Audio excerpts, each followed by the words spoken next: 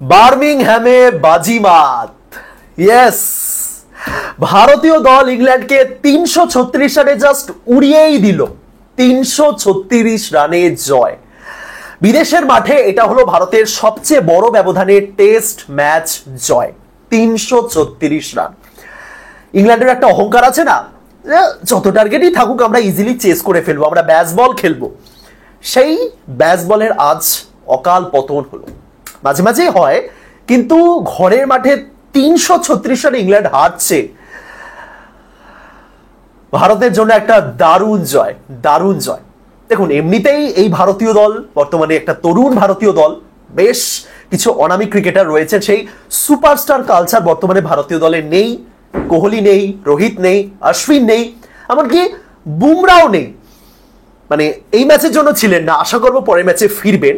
But এই ম্যাচের শুরুতে যখন প্লেইং 11 অ্যানাউন্স হলো, যখন বুমরার নাম দেখলাম না আমি, তখন অ্যাকচুয়ালি আমি ভাবছিলাম যে কি করবে ভারত, ভারত কি করবে, ভারত উইকেট তুলবেন কে।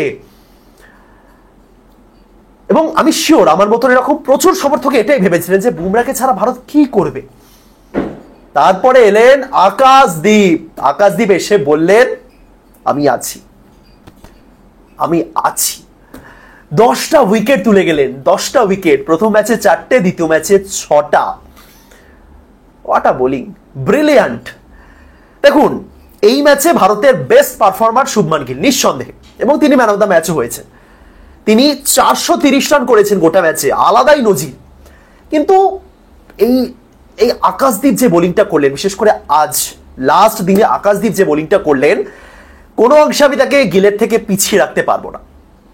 যদি একটা ম্যান অফ দ্য ম্যাচের পুরস্কার দুজনকে দেওয়া যেত না, আমি চাইতাম গিল এবং আকাশদীপ দুজনে মিলে যেন এই ম্যান অফ দ্য ম্যাচের পুরস্কারটা পান। গিল যতটা ভালো ব্যাটিং করেছেন, আকাশদীপ ততটাই ভালো বোলিং করেছেন।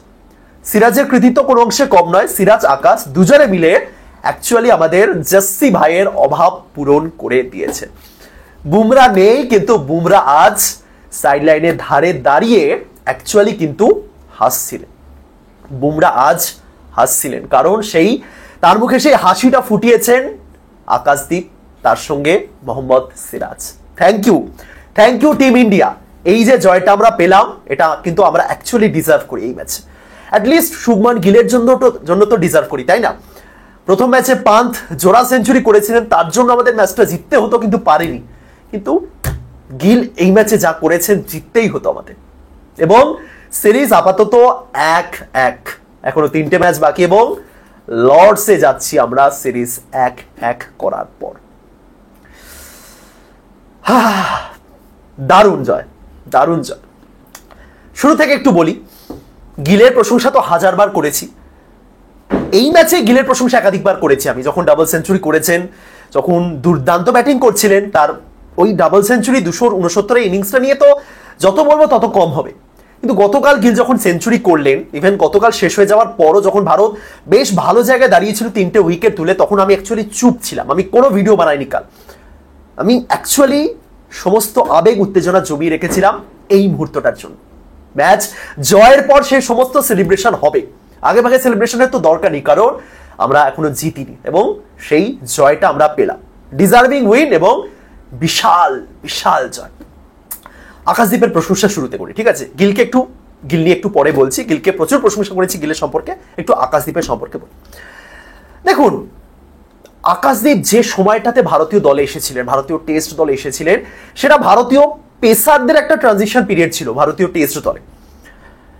ইশান্ত শর্মা এবং উমেশ যাদব, আমাদের দুজন senior test bowler, test pacer, তাদেরকে আমরা পিছনে ফেলে এসেছিলাম, এবং তাদের নতুন করে ভারতীয় দলে সুযোগ পাওয়ার চান্স আর ছিলই না বলতে হলে।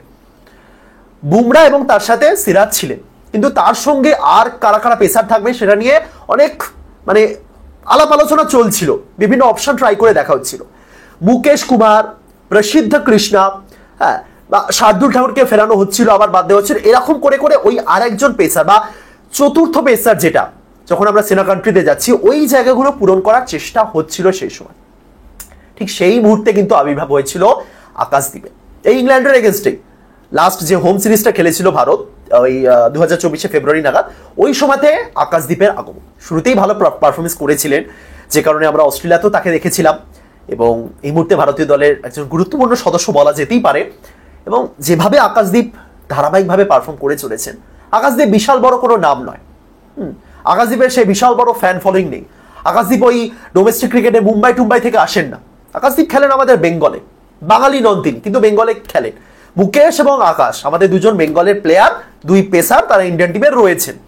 সুতরাং সেই আকাশদীপ টিকে যাবেন, 100% টিকে যাবেনই, বা পারফরমেন্স দুর্দান্ত করবেন, সেই আশা ভরসা সেগুলো সামহাউ ছিল না। কিন্তু আকাশদীপ যে পারফরমেন্সটা অ্যাকচুয়ালি করেছেন, আমি জানি না কতজন আমার সাথে একমত হবেন, এই ম্যাচে আকাশদীপের বোলিং আমার স্বামীকে মনে করিয়ে দিচ্ছে। অ্যাকচুয়ালি মুকেশ, আকাশ, স্বামী, তিন পেসার, তিন ভারতীয় পেসার, তিনজনই বেঙ্গলের হয়ে খেলেন। তো সেই মোহাম্মদ শামির কথা আজকে মনে পড়ে যাচ্ছিল আমার আকাশদীপের বোলিং দেখে, যেভাবে সীমা বোলিং করছিলেন, ফার্স্ট ইনিংসেও করেছেন, এবং এই আলাদা লেভেলের বোলিং। রুটকে যে বলটাতে আউট করলেন, ড্রিম ডেলিভারি যাকে বলে, বুমরা ঠিক এভাবেই উইকেট তোলেন, ড্রিম ডেলিভারি, দুর্দান্ত। আকাশদীপ যেভাবে বোলিং করছেন, এবং ফায়দা কোথায় জানেন, তিনি এই লাল বলের ক্রিকেটে বোলিংটা করতে জানেন। ডোমেস্টিকে তিনি সেটা করে এসেছেন। 2022-23 যে রঞ্জি সিজন ছিল, আমি জাস্ট একটু আগে দেখলাম, সেখানে 10 ম্যাচে 41টা উইকেট তুলেছিলেন রঞ্জিতে বেঙ্গলের হয়ে। সুতরাং লাল বলের ক্রিকেটে তিনি খেলেছেন, তিনি জানেন লাল বলের ক্রিকেটে কিভাবে বোলিংটা করতে হয়, অভ্যাস আছে তার, ডোমেস্টিকে ভালো পারফরমেন্স আছে। এটাই তো দরকার, এটাই অ্যাকচুয়ালি দরকার। এভাবেই তো লাল বলের ক্রিকেটে আমরা ভালো বোলার পাবো, তাই না? একজন র্যান্ডম বোলারকে সমস্ত ফরম্যাটে খেলিয়ে গিয়ে তো কোনো লাভ নেই। যে লাল বলের ক্রিকেটে স্পেশালিস্ট, তাকে লাল বলের জন্য আমরা রাখবো তুলে। এই কাজটা অ্যাটলিস্ট ভারতীয় ম্যানেজমেন্ট ভালো করেছে এবং ঠিক করেছে আকাশদীপের সঙ্গে। মুকেশ কুমারকে একটা সময় 3টে ফরম্যাটে নিয়মিত খেলানো হচ্ছিল, যেটার খুব একটা দরকার ছিল না, এবং সেই চক্করে মুকেশের মেন ফরম্যাট যেটা টেস্ট, সেখান থেকে মুকেশ সরে এলেন। কিন্তু আকাশদীপকে আপাতত সেটা করা হয়নি দেখে আমি খুশি হয়েছি। আকাশদীপ টেস্টের জন্য পারফেক্ট, এবং তিনি থাকুন, তিনি টেস্ট ক্রিকেটের জন্য থাকুন, তাকে দরকার। Well played, well bowled Akashdeep.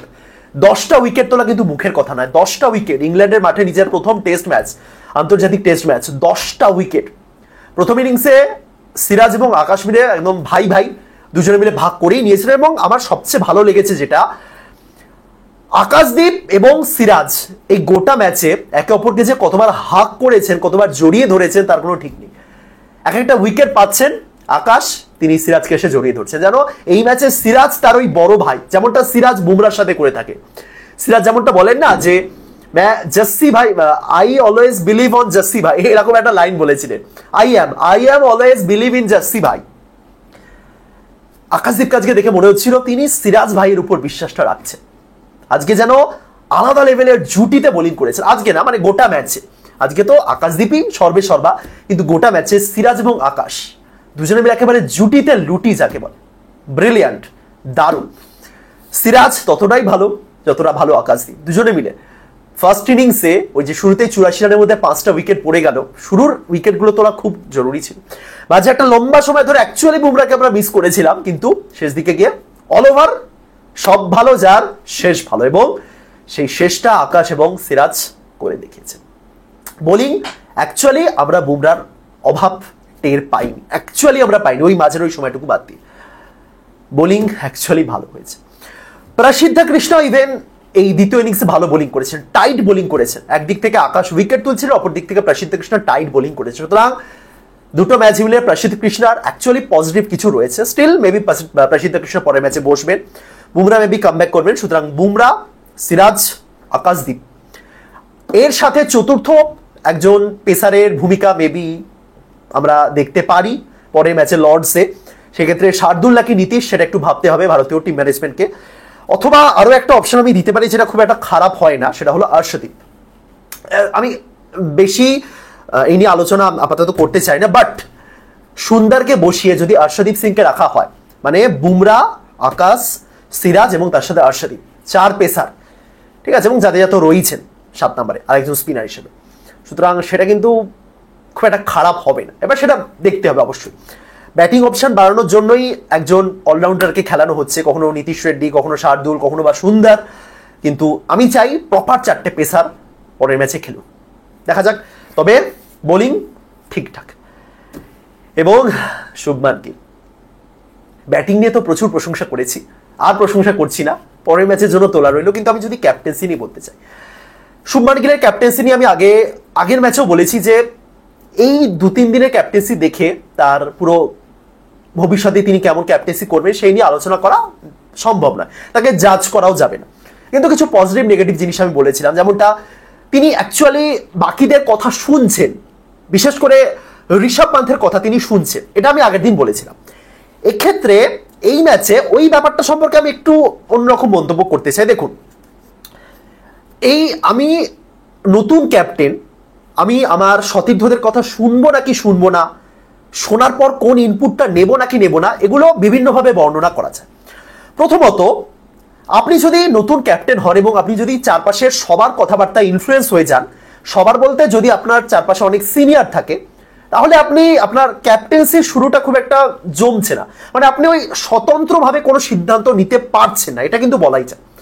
এই ভারতীয় দলে গিলের থেকে সিনিয়র কে? Pant senior, Rahul senior, Jadeja senior, Karun Nair senior, Siraj senior, সবাই সিনিয়র এই টিমে। হ্যাঁ, সবাই না, মানে আছেন জুনিয়র 2-3 জন রয়েছেন, কিন্তু ম্যাক্সিমামই সিনিয়র, বয়সের দিক থেকেও সিনিয়র, অভিজ্ঞতার দিক থেকেও সিনিয়র। সুতরাং তার মাঝে দাঁড়িয়ে গিল ওই হাওয়ায় ভেসে গেছেন, কি সিদ্ধান্ত নেব, এ একরকম মন্তব্য করছেন, ও একরকম মন্তব্য করছেন, সেটা গিলের মধ্যে দেখা যায়নি। ঠিক আছে, একই সঙ্গে কিছু কিছু ইনপুট তিনি ঋষভ পান্তের থেকে নিয়েওছেন। হ্যাঁ, এবার জাদেজার মতো সিনিয়র প্লেয়ার, তাদের সব ক্ষেত্রে হয়তো তাদের সিদ্ধান্ত বা তারা কি চাইছেন তার সাথে শুভমান গিলের ওই মতামত মিলবে না, কিন্তু দিনের শেষে যখন আমি ক্যাপ্টেন, সিদ্ধান্তটা আমাকে নিতে হবে। এই জিনিসটা গিল কিন্তু এই সেকেন্ড ম্যাচও দেখিয়েছেন। কিছু ক্ষেত্রে মনে হচ্ছিল গিল নিজেই যা ভাবছেন তাই করছেন, কিন্তু ম্যাক্সিমাম ক্ষেত্রে 80 থেকে 90% ক্ষেত্রে গিল কিন্তু সঠিক সিদ্ধান্ত নিয়েছেন, এইটুকুই আমি বলতে পারি। রিভিউ নেওয়ার ক্ষেত্রে গিলের মধ্যে একটা স্বতন্ত্রতা দেখা গেছে, তিনি হাওয়ায় ভেসে যাননি রিভিউ নেওয়ার ক্ষেত্রে, তিনি বুঝতে পেরেছেন যে কোন রিভিউটা নেওয়া উচিত, ডিসকাশন করেছেন। এটা কিন্তু আমি বলতে পারি যে গিলের জন্য একটা পজিটিভ ব্যাপার as a captain in future. ঠিক আছে, এই জিনিসটা ভালো লেগেছে। তবে গতকাল একটা ক্লিপ ভাইরাল হয়েছিল দেখলাম, এবং সেখানে অনেকেরই কমেন্ট দেখলাম, গিল সিরাজকে কিছু একটা বলছেন যে এভাবে বল করতে, তো সেখানে আর কি গিল হিন্দিতে যে কথাটা বলছেন সেটা আর কি কাইন্ড অফ তুই তোকারি করে কথা বলা, সেটা অনেকের পছন্দ হচ্ছে। অনেকে বলছে যে সিরাজ কত অভিজ্ঞ, কত সিনিয়র প্লেয়ার, গিলের সম্মান দেওয়া উচিত, এটা আমিও এগ্রি করবো, অবশ্যই এগ্রি করবো। বাট এটা যদি ওই মানে বন্ধুত্বপূর্ণ একটা ব্যবহার হয়, মানে থাকে না যে এরকম ক্রিকেটের ক্ষেত্রে বা টিমমেট হিসেবে ওই ব্যাপারটা নেই যে না ক্রিকেট আপনি একই টিমে রয়েছেন, মানে আপনি জুনিয়র আপনি সিনিয়র, অবশ্যই আপনি তুমি এরকম করে বলতে হবে। এটা অনেক ক্ষেত্রে অনেকে ভাবতে পারেন, কিন্তু ক্রিকেটের মধ্যে যদি একটা বন্ধুত্বপূর্ণ ব্যাপার থাকে, যেটা রোহিত শর্মার আমলে খুব ভালো মতনই ছিল, রোহিত শর্মা মাঠের মধ্যে একটা যা কথা বলতেন, তো সেই দিক থেকে সেটাই যদি কন্টিনিউ হয় তাহলে ঠিকই আছে। আমার তো দেখে খুব একটা মনে হলো না যে সিরাজ অ্যাকচুয়ালি অসন্তুষ্ট, গিলের কথাবার্তা শুনে অসন্তুষ্ট, আমার এমনটা কিন্তু মনে হলো না। ঠিক আছে, এবার বাকিটা দেখাই যায়। সো গিলের ক্যাপ্টেন্সি ঠিকঠাক লেগেছে, এখনো অনেক দূর যাওয়া বাকি। আর গিলের অ্যাগ্রেশন মোটামুটি দেখতে পেলাম, মোটামুটি। আমি এখনই বলবো না যে গিল কোহলি হয়ে উঠেছেন, না, তবে গিলের মধ্যে কোহলির ছায়া দেখতে পেয়েছেন। যখন একটা এলবিডব্লিউর অ্যাপিল হতো, যখন একটা বোল্ড আউট হতো, কোহলি সে বাউন্ডারি লাইন থেকে খুব দ্রুত গতিতে ছুটে আসতেন এবং অ্যাগ্রেশন দেখি ইয়াস ইয়াস ইয়াস, সেই ব্যাপারটা গিলের মধ্যে অ্যাকচুয়ালি দেখতে পেয়েছি। সেই কোহলি লেভেলে অ্যাগ্রেশনটা হয়তো আপাতত আসেনি, কিন্তু গিল অ্যাডাপ্ট করে নেবেন, এইটুকুনি আমি বলতে পারি। সো গিলের ক্যাপ্টেন্সি বিগ থামস আপ। এবার শুধু দেখুন, সমালোচকদের জবাব গিল দিয়ে দিয়েছেন, এবার শুধু টিকে থাকতে হবে, আরো বেটার কিছু করতে হবে। গিল দ্বিতীয় ম্যাচে যে জায়গাতে পৌঁছে গেছে সেটা তো রোজ রোজ ভাঙা সম্ভব নয়, কিন্তু সেই পারফরমেন্স ধারে কাছে ওই ধারাবাহিকতা বজায় রাখতে হবে। আমি এক্সপেক্টও করি না গিল রোজ রোজ দুটো ইনিংসে সেঞ্চুরি ডাবল সেঞ্চুরি করবে, সেটা সম্ভব নয়, কিন্তু এই মাত্র দুটো ম্যাচে এভারেজ 34 থেকে তিনি 42 অব্দি টেনে নিয়ে এসেছেন, এটার জন্যই কিন্তু গিলকে নিঃসন্দেহে প্রশংসা করতেই হবে, এবং ক্যাপ্টেন্সিতেও গিল আরো উন্নত হবেন, এইটুকুনি আমি বলতে পারি। তাহলে 336 রানে ভারতের জয়, 336। দেখা যাক যদি আমরা এই সিরিজটা জিততে পারি, সামহাউ যদি আমরা সিরিজটা জিততে পারি, এটাই তো চাই, এটাই এখন চাও। Well played team India, congratulations. এই এজবেস্টনে যেখানে আমরা কোনোদিনও জিতিনি আগে, সেই মাঠে একটা বিশাল বড় জয় অবশ্যই আমাদের মোটিভেশন দেবে আরো। আশা করব শেষ 3টে ম্যাচে আমাদের জন্য পজিটিভ রেজাল্টই থাকবে।